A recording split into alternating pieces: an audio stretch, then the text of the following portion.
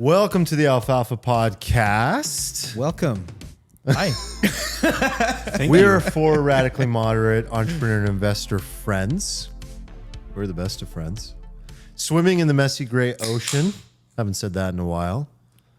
Seeking the alfalfa in money and life. Today, we're talking about the happiest country in the world, Finland, a place that most Americans do not know how to place on a map.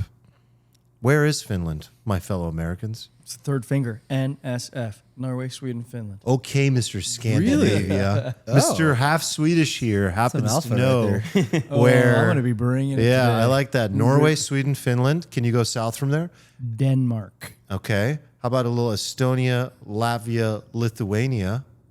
A little Belarus? I cannot do that. A little Moldova? Hold on. Where A little... are the Netherlands? Where's Belgium in here? Oh, no. West. You're East. way...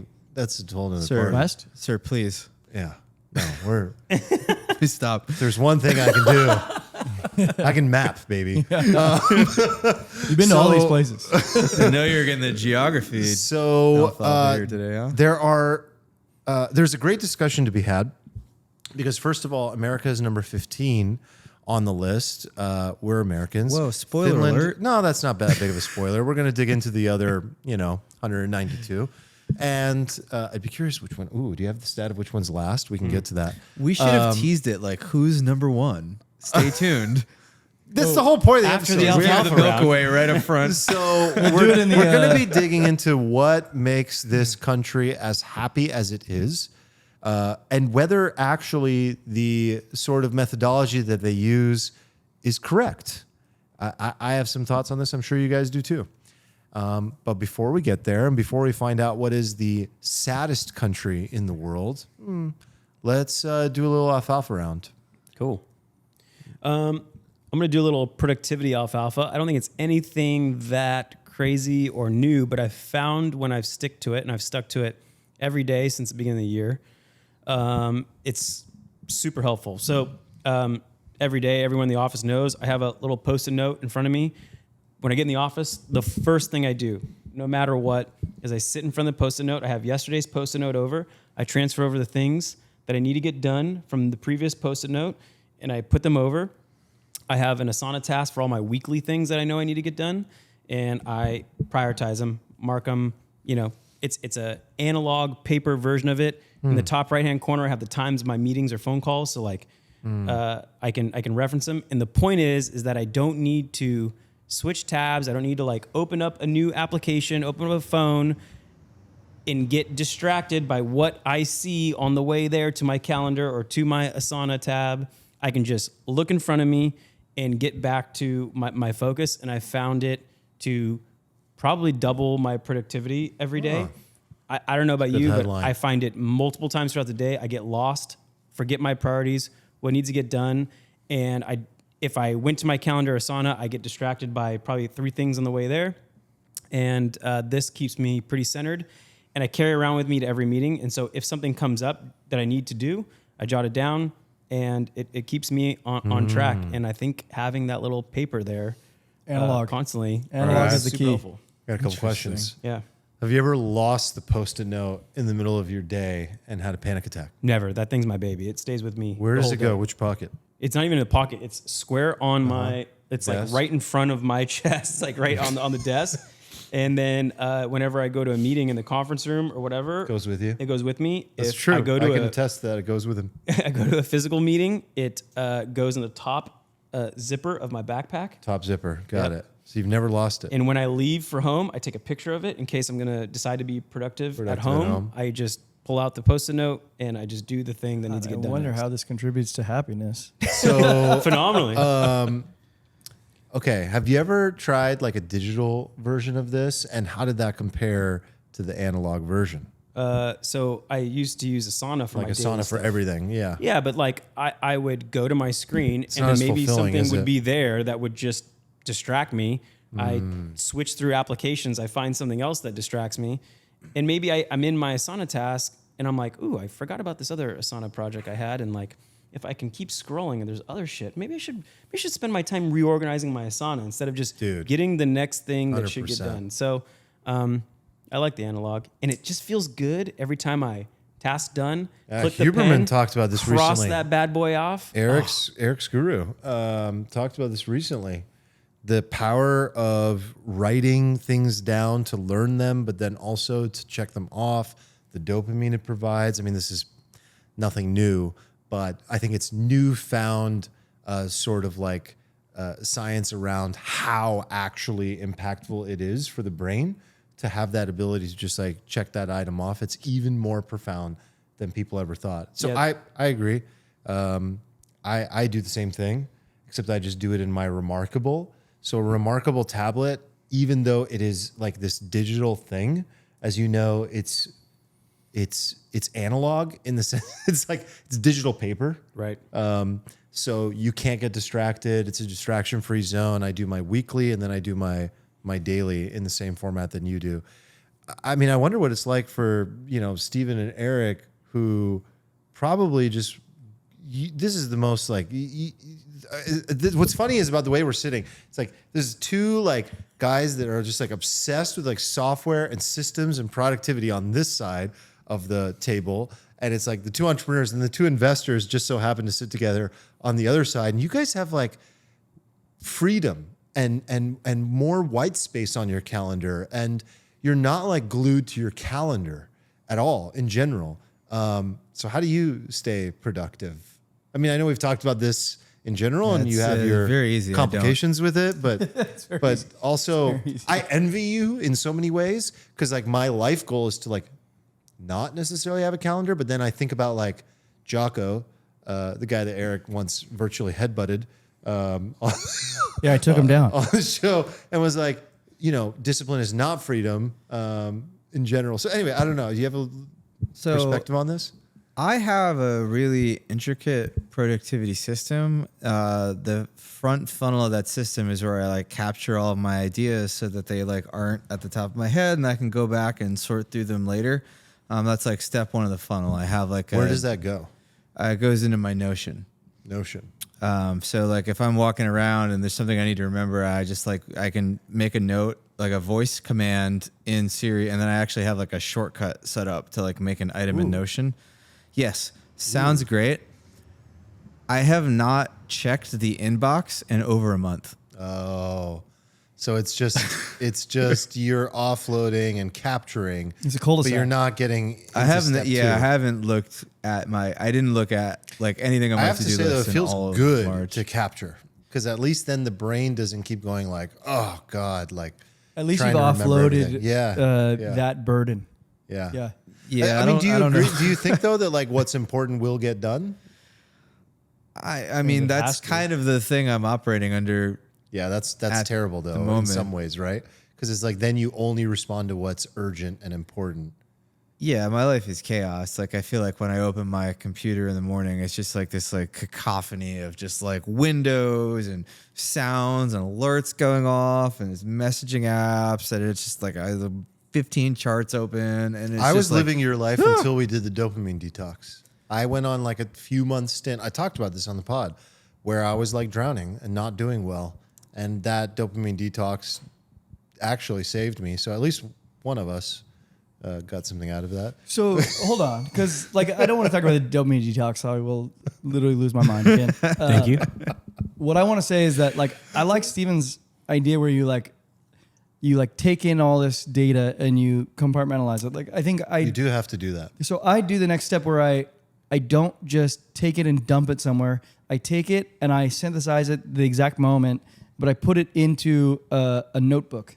So like I write stuff down in like traditional lined paper, like a freaking ring binder, And I write everything in this notebook. This notebook is everything for me, but I don't leave something unattended. Like I don't leave something for later ever. It's just like, is this important? If it is, then I'm gonna put the notes in the binder. If it isn't, then we're moving on.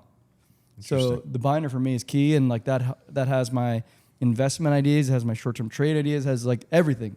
Yeah, see, I'm a very mobile guy, so like I've tried all these, and then that's why I resorted to digital for a long time because it goes everywhere with you. But then digital runs into the problem that Nick alluded to, which is like you're asking for hell opening any application. You're even in a focused application like a sauna, as you said, you're literally getting distracted by another task that is not relevant. But Or when you open up a new tab and it just suggests TradingView automatically, and you're like, well, I probably should check it out. Let's see some charts. well, going to something quite different, from the mind to the body, specifically to the penis. So I was on Stephanie Daly's blog recently, and Are you a consumer of her content? I love Stephanie Daly's Yeah, content. read Are all you the- kidding me? Yeah, I love I don't Stephanie. know. I love her polls. I love her data What's collection. the name of the blog? Shout out. Yeah, she has a very interesting URL actually. SelfCare Every Damn Thank Day. you. SelfCare Every Damn Day. Right. And it's like her brand is the liaison. I was going to say the liaison, but that's not the actual URL. So it's SelfCare Every Damn Day. I posted a few links in the live channel of the Discord, and I really just generally like her content. And it's funny because I was going to comment at Steven, and then I saw Stephanie was in our Alfalfa community in our Discord. So I was like, I'm just going to talk to her about the article I read recently. And it was an article about sex toys for couples and singles, like what sex toys they use. So anyway, she really recommends the Lilo brand.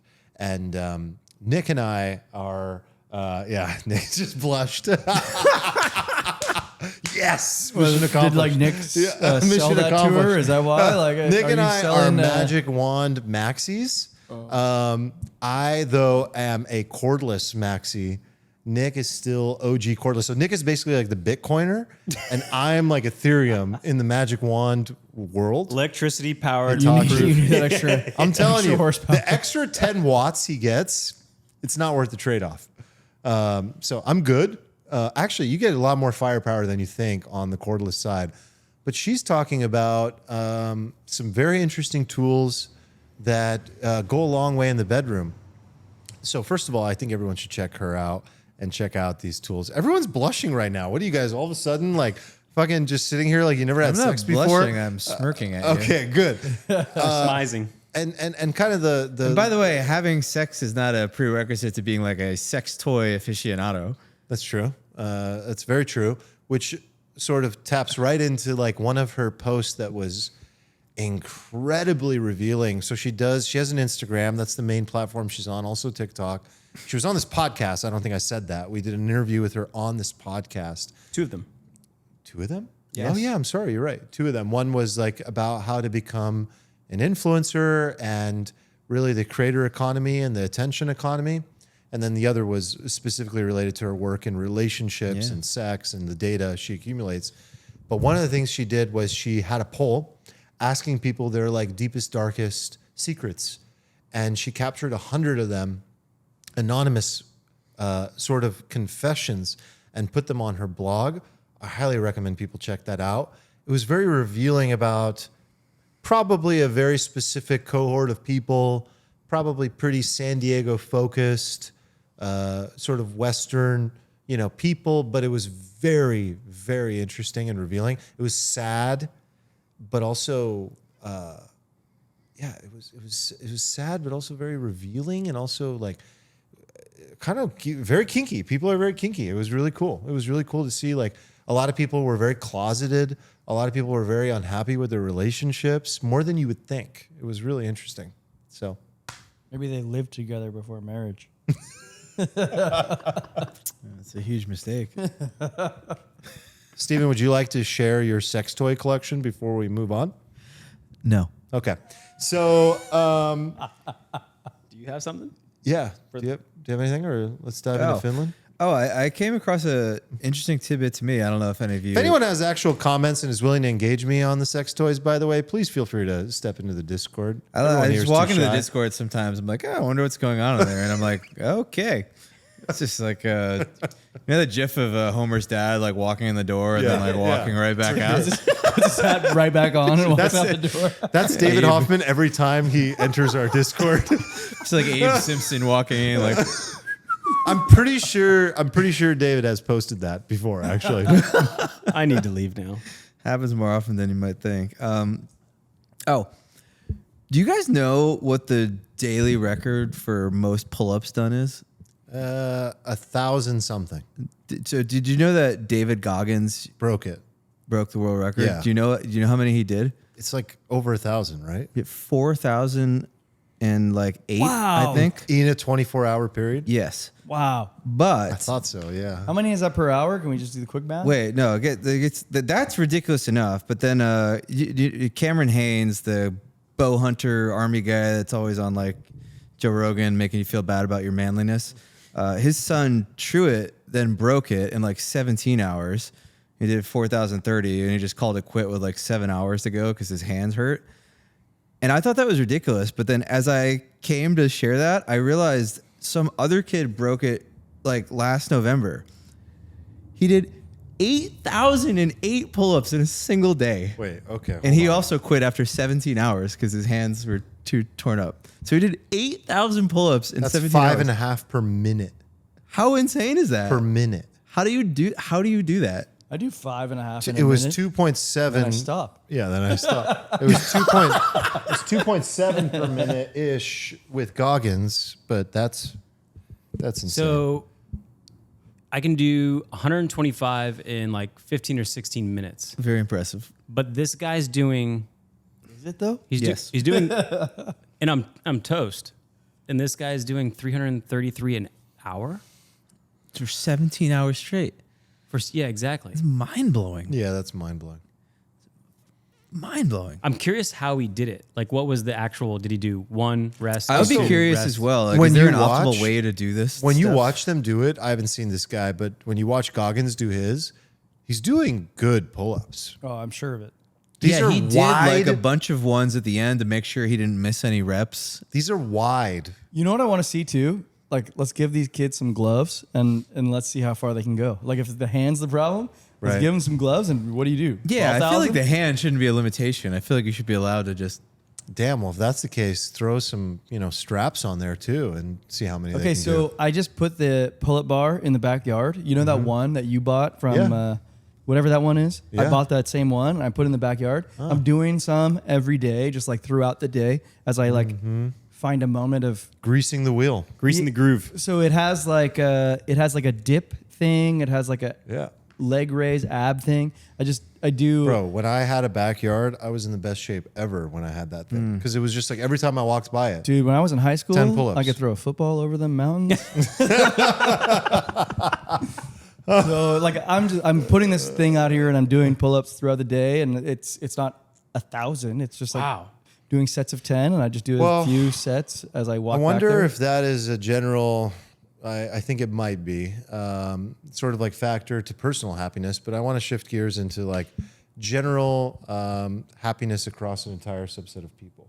So I still want to do maybe an hour challenge of pull-ups. Just see, but yeah, I don't want to do that with you guys. Yeah, I pass. I pass. Hard Everyone pass. passes. of course he against Nick. does. Of course he does. We've talked about happiness before, I think, on a personal We have, level. I think on this a is personal interesting level. because we're sort of going to talk about it So on a societal level. It's a very weird question. little Like, different. how do you determine an entire group of people, an entire country is happy?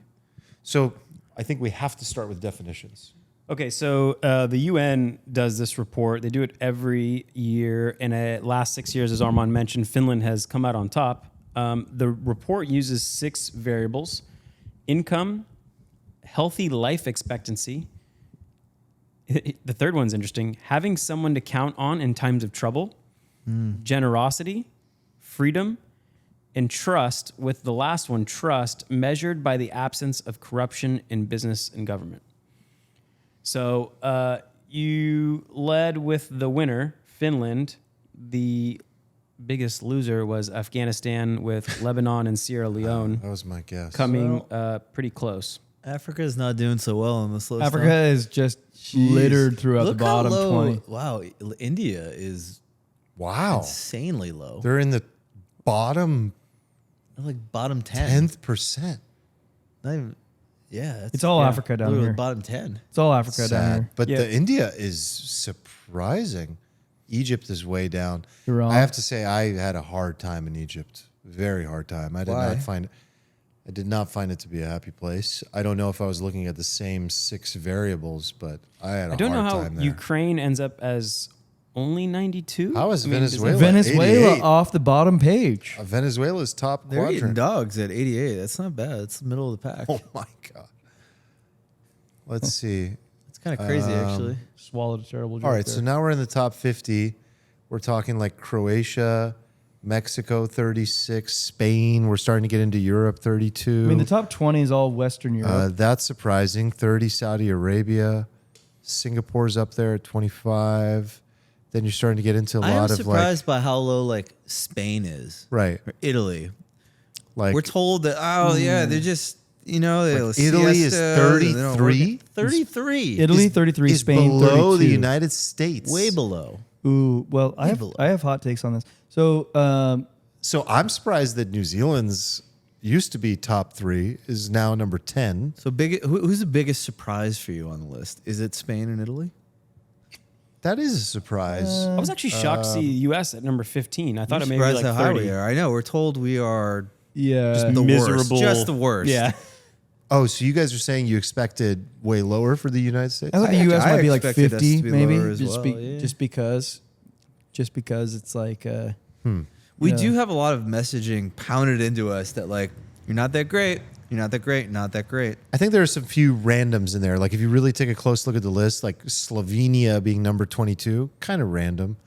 So I guess it's important that GDP per capita is like criteria number 1. is that their measure of wealth? Like, I think that's the income. because when you said the Seems first kind of three, unfair. when you said the first 3, I took that to mean, like I interpret it to mean health, wealth, and relationships. You said like longevity. You said, I think it was like GDP per capita. Like That's exactly correct. So it's like health, wealth, and relationships. Like is essentially how I measured happiness in my own life. on an individual level that then sort of like leads to what it would look like on a macro Yeah. level. So But then how do you GDP measure? per capita is highest in the Scandinavian countries.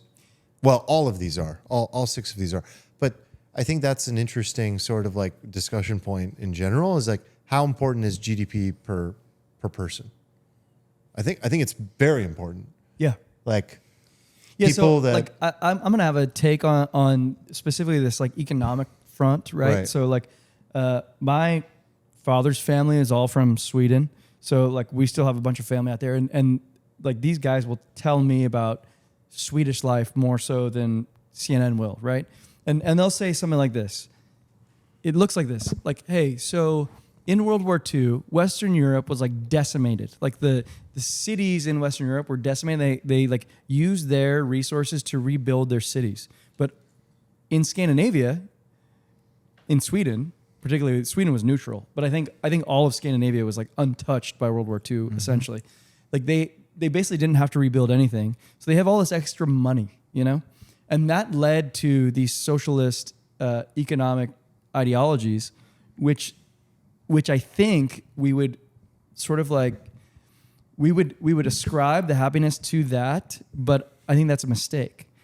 I think the reality is it's like when you have enough money to support everybody, it's going to look better. But in Sweden, for instance, they say, but now the money's running out. We have all these socialist ideologies and programs, but now the money's running out, and now we're starting with the infighting. We're starting with the idea that like, hey, there's not enough to keep all this going. You add on top of that, you get like foreign refugees and immigrants, which like depletes it further. I don't want to go into that so much, but like the idea is pretty much like when you have enough money to sort of make everyone good, that's going to be good. Let's stay on this economic thread, and I think maybe approach the conversation with these 6 variables because I think that gives some structure to it. So how important, like weighting wise, do you guys think the economic factor is? It seems weird to me. So it would totally be reasonable to me that wealth is correlated to happiness. It seems weird to like make it one of the points in the scale.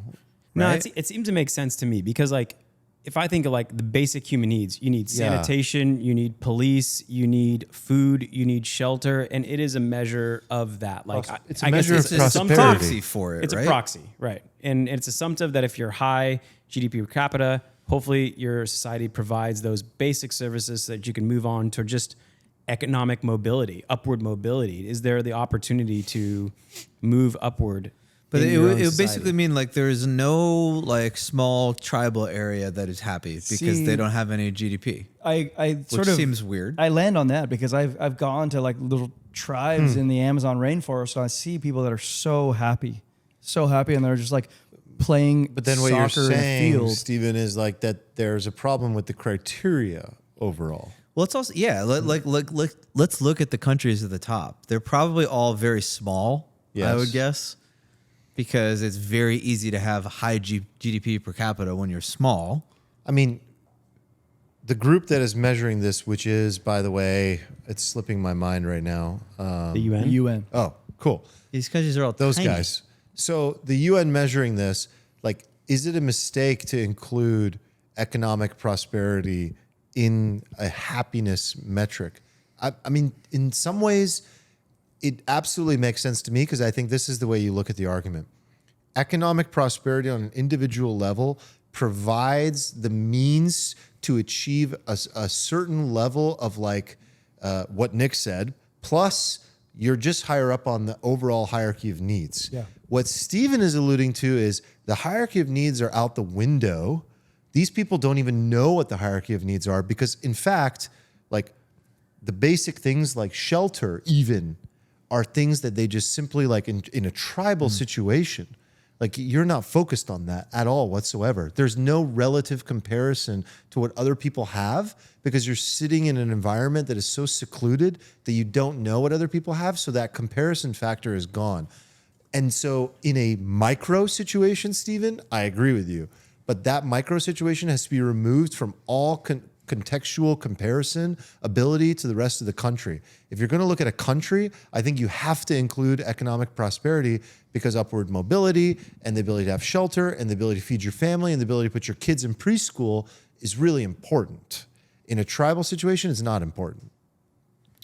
Yeah, it's funny that you can't just like do the study by just asking people if they're happy, you know? Right. You have to Right. use all You these like complicated Right. proxies for stuff. And Right. it's just True. like we can't just measure if That's people true. are happy directly.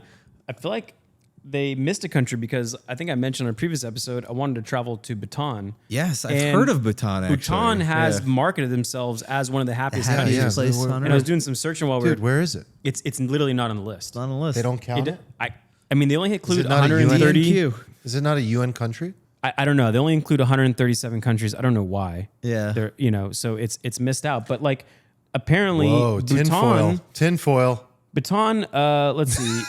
In 20, They literally have done all this PR that they're the happiest country in the world. They have something called the gross happiness. They optimize for it. Yeah, right?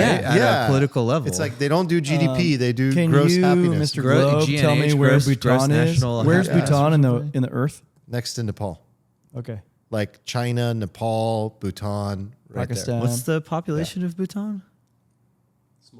Small. there. Schmal. It's very small.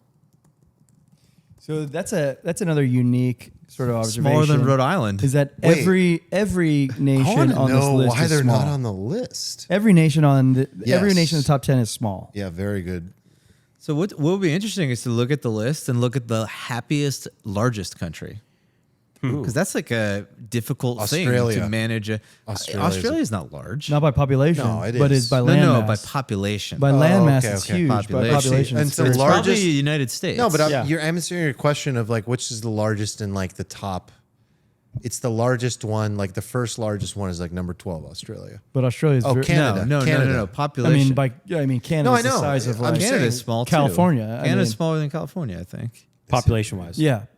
All I mean, these- United States. You It's look the the like- United United States, States. is number one, and it's not even Which is kind of like an unpopular take, but like given the population size of the United States, it's actually like extraordinarily happy. So I think we unlocked a little bit of alfalfa here. It's like you want to be happy. Well, it's much easier to make a smaller group of people happy. Yeah, can we talk a little bit about Finland specifically? Because Yes. I actually got lucky before we even decided this topic. My girlfriend, we were chilling in the living room. She puts on this like interesting little YouTube video. It was a little 30-minute segment on why Finnish people are some of the happiest people on Earth. Really? So Just coincidentally, that I happened. swear, coincidentally, and I don't know how. Maybe I did suggest it during our little topic meeting. I thought it was afterwards. because of the video. Yeah, maybe it Oh. was. But like I had happened to see this. One funny stat: there's on average one sauna per person in the country. I can What? attest to that. Yeah. Sauna. A sauna per person. If I had one in my house, I'd be way happier. So there are some cultural things going on in Finland. They You have guys this, know what it's like, right? Like they have it in their bathroom. Like Yeah. you just go in and it's just part of your bathroom. You just sweat. There's a sauna. It's Sweating. small. Like 2 or 3 of you can get in there. but Sweating you is do it- happiness. You do it every day. And I'll get to this later, but they're mostly just sweating out alcohol. So, and coffee. But Yeah, and they have this idea called SISU, SISU, the perseverance of extreme obstacles. Like you could argue that sauna is like a perseverance of just extreme heat. And they have this like cultural focus on perseverance, almost like an acceptance of as things are. And there isn't this like thing where we encounter in America where there's a status hierarchy and everyone is shooting for the moon. Like, I guess amongst our cohort, some of our idols might be the most successful entrepreneurs, just as an example, right? And there doesn't seem to be that. Like they talk about in the mini documentary that, when you go to a backyard barbecue, there isn't this, well, what neighborhood do you live in? Yes. And what do you do for work? Like it just doesn't exist because those are kind of like backward ways to be like, well, how much, like, where are you in this status hierarchy? Well, I want to drill down on that very quickly Yeah, go because I think first of all the Scandinavian countries are in the top 10. So Right. I think we can draw some correlations here. So Finland is not the only country to have this like no hierarchy type. Totally. Like all of them sort of do this, and like the way that was described to me. this is like Northern Europe. Let's just call Northern it. Europe does this thing, and in in Sweden, sorry, they call it like junta, where you say like you're no better than your fellow man, and you don't try to boast over your others. Like you just say like, hey, we're all the same. Even if you have way more money or whatever, you just don't boast, and this is just like the culture. Right. So that's Finnish, but it's also like all of them. Yes. And they're all up in the top 10. To add to this a little bit, I remember at SDSU, I was like the ambassador for like the Swedish exchange students. Like my best friends were all the Swedish exchange students. And they used to tell me, they were like, Armand, it's so weird how you guys all care about status. Like you all want to be like cool and famous and influencers, and that makes us cringe. Like we literally do everything we can to hide and pull ourselves away from standing out. And you guys want nothing more than to show that you're better than the person next to you. That's like an American. Yes. Very culture. American. Yeah, Yes. and so one extreme is there's no status hierarchy. Let's take it to the furthest extreme, which is, teenage girls have the highest suicide rates they've ever had, and one could argue that social media essentially, and you graph social media like acceptance or usage along with those suicide rates, and they're kind of like in trend with each other, and maybe just the constant feed of like TikTok and Instagram is literally this competing ground for status, and maybe that maybe the example of Finland with no status being on the happiest, maybe you could take that to the other extreme and say maybe we're literally, especially teenagers, are just in the opposite of that, and maybe that's the reason. So let's go back to the video you watched, Okay. because in that video they did describe that where they were like driving through Helsinki, and there was like neighborhoods where everything kind of looked the same. It was like you couldn't tell there was like It's hard to stand out. it was like no wealthy neighborhood, no Yeah. like poor neighborhood. Right. And it just doesn't seem to be like top of mind at all. And there's no like mansion on a hill where you'd be like, well, those are the rich people. They've created a society where everyone is accepting. There is not conflict amongst the people. There is not conflict amongst the people and the establishment. Final point on the list here, people trust the government. We don't trust the government. We don't trust the media. We don't trust each other. And I want to talk about like the conflict thing later, because I think it's a through line in the top 10. But yeah, they talked about in this video how compliance with COVID restrictions was like No problem. almost 100%. Yeah. There was no like backlash. They believe that the government provides them good value for them. And so, And it was the same in Australia, for example, which is a semi-big country. right. That was in the top 15. And that is a theme, I would say, of all the countries in the top 15. And maybe Trust in their government. Trust maybe in they their feel that way establishment. because they do provide some like functional things that, you know, you could argue provide a lot of value. So some of the things in the video they mentioned is like the government pays for pre and postnatal care. So like if you're a mother or a family who just had a kid, they pay for the pregnancy, the care afterwards. Companies have like this like high standard for parental leave. All schooling is paid, I think, all the way through high school. And what's interesting about the schooling is that I saw this in the video and it blew my mind away. 99% of the schools are public. And that makes it, you know, because like here we have a lot of private schools and there's one free and there's one paid, and there's this perception that like one is better than the other. And I could probably argue that the expensive schools do provide, you know, better education. But in this case, there's really nothing to compare against. Like there is no such thing as private schools. They're all public. Everyone gets in. It doesn't matter if you're homeless or not. Everyone's in. And even within there, focus on hard work is just toned down a bit. But I want to get back to that Yeah, at let's talk some about it. point. I'll let you keep going, but Okay. I want to get back to that schooling and economic point at some point later. Yeah, I mean, you know, going back to like there is no status hierarchy, it could be linked to school because these kids don't start till 6 or 7. They only go for 4 or 5 hours and they get a 15-minute break every hour. So we're not talking like they're grinding these kids like, hey, you got to get ahead because you need to get into a good high school. And if you don't do that, you're not going to get into a good college and then you're not going to get a good job. But it could also be taken from the work schedule. Apparently it's like a 8 to 4, 9 to 4 p.m. type of job. There is this social contract amongst everyone there. Like after 4 or 5 p.m., we just don't do work.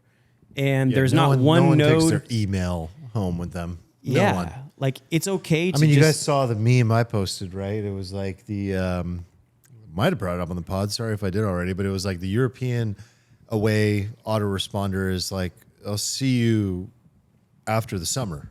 Like, I'll see you later. Like, I am away for the summer. I remember this. That's funny. And the American one is like, I am currently having like kidney surgery. If you need to get a hold of me, just text me directly. You know, and I think that says a lot about happiness for sure. But again, I don't know which exact part of the 6 variables it ties into, but So I think the point that I want to make now, Yeah, I think let's- you've worked your way through the list. Yeah. So the point that I think I want to make is like, so in the US, we do it very differently. Like we grind our kids into a nub and then we force them to like go to like the best school ever to get the best job ever that grinds them into a nub. And then like, like people aren't super happy as they're going through that process, right? Like it's not a happiness process, it's a productivity process. But you still saw U.S., the biggest nation, at number 15, and I think it's because our GDP per capita is still very good.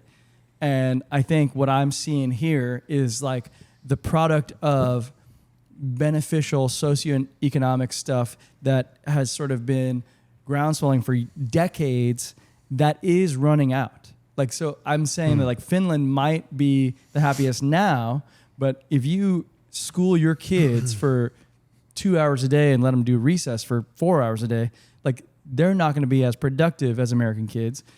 And that nation is going to languish over a long period of time. And happiness will subside over a longer period of time. I think this question of sustainability is the question when it comes to these. I mean, they're, I think, self-admittedly like a welfare society. I mean, they go and look for the homeless to go help them. There's people in the community go look for them. They know that like they're there to provide welfare for everyone and to support everyone. The question is, will it actually it's sustain incredible itself? that they can. Incredible. It is. Imagine walking into San Francisco and being able to do that right now. If it was that easy. So my counterpoint is that my relatives in Sweden tell me that we had, like, here's their voice. Like, we had this beautiful 50-year period after World War II where we weren't decimated by war. We have all this extra money. We can do these social programs, but now the money's running out.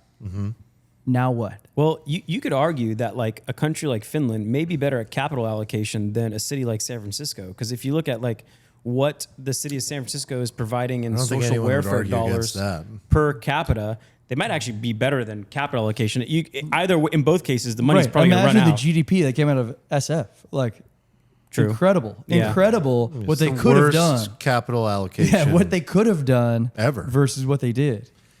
I have it's a little bit off track here, but I think it's an important one to investigate. So I have family in Finland. I have family in Sweden and Finland. Really? I went to Finland last year. You guys remember this? I went to Helsinki last year. And what's funny about Finland is that, and this was also in the video, they're like, we are the happiest? We had no idea. like these people do not think of themselves as happy. So is that because they're living in a bubble of happiness and they're not aware and they're in a bliss bubble? Or is that because they say is that because they are what they say, which is that they're generally pretty meh with everything? There was a guy in the video who was just like, we're pretty satisfied-ish, and a little cynical. And if we want to get really real, they're alcoholic and caffeinated. So this is the most caffeinated country in the world and probably the one that's struggling the most with alcoholism. Is that happiness? I don't know that Is that being worked into the equation? it might not be sustainable happiness, and that's my point. And I think like you get a nation like Norway, which is part of Scandinavia, but it's a unique socioeconomic because Norway has this huge oil field in the ocean right offshore. So they have the actual path to continue these social programs, but like Sweden and Finland might not. Yeah, I think I separate those two things you guys both talk about in separate buckets. So like the happiness part, I'd put on it's like a cultural thing, like this sisu, like that they have this idea of perseverance, meaning they kind of, in order to persevere, you need to like quickly accept the things that suck in order to get through them. And maybe it's just like they have an acceptance for like the things that are hard and they're not, languishing in those things and like sulking those things. They just kind of like get through it. Yeah, because I can find a lot of things that I dislike about Finland. The weather absolutely sucks. There's nothing to do. There's nothing to do. You don't understand. When I say there's nothing to do, I literally went to Finland and there was nothing to do. And that was I their walked point. through a cemetery That was with my their cousin. That can I was tell the you? thing to do. I'm sorry, that's Behnam. Helsinki? There's Like nothing that but was a the thing to cemetery? do with my cousin. Like we walked through a cemetery. My it was concern- it was an absolutely beautiful cemetery, but They like, don't like they what? say that they have sisu, but it's like you've had sisu through 50 years of actual bliss. Like everyone who's living in Finland right now has probably lived a pretty comfortable life. Yeah. What happens in the next 50 or the next 150 where your kids have gone to school for 2 hours a day and gone to recess for 4? You have 1/3 or more of your population that's 65 and older. None of them are productive. With You low have birth rates. Low birth rates, meaning like Everyone's old. they said that all of their homeless population is 30 years and younger. Like, what happens when you actually have some strife? Where's your CC then? Controversial. You have all these immigrants coming to your country, and some of them are productive, and they add to society, and others look at it as what it is, which is an incredible welfare state where you can just show up and receive this incredible level of livelihood and quality of life, and the government will pay for it. Well, and I'm sorry, but like a lot of people look at the world that way. They look at the world and they say, to their husband or to their wife, where can we go? We're living in poverty. Our country sucks. Where can we go where we'll be taken care of? Where can we go and work and honestly, kudos to them. Incredible. They just changed their entire family's future generations forever by going to a better country. But you know who has to pay for that? and solve that problem, that welfare state, that country. I think to your point, the other thing I wanted to bring up that to me is very glaring about the top 10 is that these are all very culturally homogenous groups. Yep. They are literally the same type of person. I mean, down to like literally how they look. Yep. And they haven't had problems until they started injecting this sort of variety of flavors of people. Right. They're having problems now in France. There's Islamophobia in France. There's certain levels of Islamophobia in Sweden. And it's happening because there's change coming. It's not homogenous anymore. I mean, I get it. I mean, let's look at the top 10. Like, Finland, Denmark, I get why Iceland. I wouldn't be so happy anymore for them. I'll include the other Nordic, the Netherlands, Sweden. Netherlands, probably not so much homogenous, but Sweden, Norway, Switzerland, Luxembourg, New Zealand, maybe. But like number 4 on the list is Israel. Yeah, that's wild. You know, but very homogenous. Very homogenous, but also bordered by very non-homogenous and violent groups. And maybe there's a sense of like unity among that homogenous group that puts them up there. But I do think 1 being smaller and 2 being culturally homogenous makes it easier to govern. Like you don't have these like groups of people who have very different worldviews and what they want from the government where, you know, kudos to the US for getting 15. We have arguably like more than 2. That's what I want to say. You know what my biggest fucking surprise is, Steven? That the United States is the melting pot of the world and it's number 15. It's incredible. It's incredible. It's the biggest country on the list in the top. It's the most heterogeneous and it's wild how much sort of diversity of thought and opinion there is, and we're still even in the top 50. I mean, does it make you a little spiteful at those who are not happy? Like I immediately see that. I'm like, well, we have different problems, right? Like in Scandinavia, the problems that exist are different from the problems that exist in the United States. So what we have not talked about in the United States and in a lot of Europe, not northern Europe, more Western Europe, more Australia, more kind of like the places that are a part of the pop culture scene. The problem is that you're always keeping up with the Joneses. And that aspect of reality really screws people. So what the Scandinavians lack, we have in insane abundance, which is happiness equals not just economic prosperity, but like I need more than everyone else next to me to be happy. And I mean, I forget the list exactly, but I don't know how they worked that sort of like qualitative aspect into the list, because the list is like wealth, health, and relationships. But then and generosity. I think we lack on that. We lack on health and relationships in the United States, for sure, compared to like a smaller country with community focus, or a country that's more religious, for example, probably is happier, where they are a tighter knit community of people. By the way, that tapped into the Harvard study, like the fact that, you know, life expectancy, health, and relationships are in the top 3. Well, health and relationships are number 1 and number 2 of the Harvard study for what makes a happy person. So that makes sense for sure. We've talked about that. But yeah, as you said, Nick, it's generosity next and freedom. Yeah, I mean, you know, maybe that counterbalances the thing that you're talking about, which is like the keeping up with the Joneses part. I don't know. Like, I think as we talk about this more, I'm like unsure of this criteria. Me too.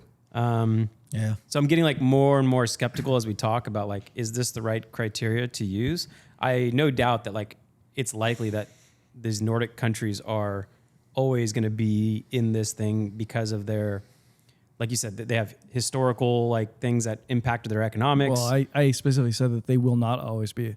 Yeah. What do you guys think? This is a window of opportunity where they have socioeconomic prowess, but that prowess, like that socioeconomic benefit is narrowing all the time because they're paying out more than they take in. But what if you just asked people? Like, what if you simply asked people, "Are you happy?" Who would be at the top? I think the list would be the same. Really? Yeah, I think it'd be the same. But my point is forward looking versus a snapshot of now. I feel you. I don't think the list would be the same if you just asked people, "Are you happy?" 1 to 10. I think. Bhutan would be up there. Exactly. Okay, so They got exiled. here's a couple things. Here's a couple things that I want to make note of. One is like we're talking about who's the happiest today, and what you just said applies to that. Like what makes you happy right now.